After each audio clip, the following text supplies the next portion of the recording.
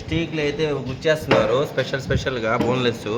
ఇక్కడ ముజ్జ అయితే నెయ్యి వేసారండి, బాగా కలిపెట్టేస్తున్నారు. అయితే స్పెషల్గా నెయ్యి చూడండి ఏం చేస్తుందో, పైన నెయ్యి తేలేదానికి నోరు ఊరిపోతుంది. గోంగూర అయితే రెడీ అయిపోయింది, అది బాగా కలర్ఫుల్ అయితే ఎక్సలెంట్గా ఉంది. ఆ కలర్ చూస్తేనే బిర్యానీ ఎప్పుడెప్పుడు రెడీ అవుతుందని అనిపిస్తుంది. ఉమాని రొట్టెలోకి మటన్ కర్రీ అయితే రెడీ అయిపోయింది. కాస్త 10 నిమిషాలు అయితే దించేస్తాము. కర్రీ కలర్ చూస్తుంటేనే టెంప్ట్ వచ్చేస్తుంది.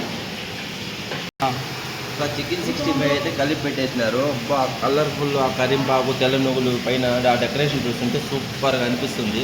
ఇంకా ఆయిల్లో డ్రై చేసిన తర్వాత చూడాలండి టేస్ట్.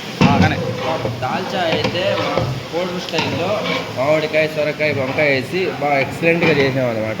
కలర్ఫుల్ అయితే సూపర్గా ఉంది. ఈ కలర్ చూస్తే దాల్చా ఎక్సలెంట్గా వచ్చింది అనిపిస్తుంది. హాయ్ ఫ్రెండ్స్, మటన్ బిర్యానీ అయితే రెడీ అయిపోయింది. ఆ కలర్ చూస్తుంటే సూపర్గా అనిపిస్తుంది. ఇంకా బిర్యానీ అయితే ఇంకా కాసేపట్లో ఒక హాఫ్ అన్ అవర్లో రెడీ అయిపోతుంది. మటన్ బిర్యానీ పలావ్ ఫేమస్ అనమాట మా కోడరు. చూడండి మా మాస్టర్ అహ్మద్ బై అయితే ఆయన కష్టానికి ఆ బిర్యానీకి తినిన తర్వాత చెప్పాలి ఎన్ని కామెంట్స్లో మీరు ఏం పోస్ట్ చేస్తారు అనేది. మా మాస్టర్ గారు అయితే గుడ్డ వేసుకొని పడుకుంటున్నారు. పాపం అలసిపోయినారు, రాత్రి అంతా నిద్రలేదు. కానీ ఆయన కష్టానికి ఈ బిర్యానీ దిగి రివ్యూ వస్తుంది. అప్పుడు చూడండి ఆ పడిన కష్టం అంతా ఎటుపోతుందో.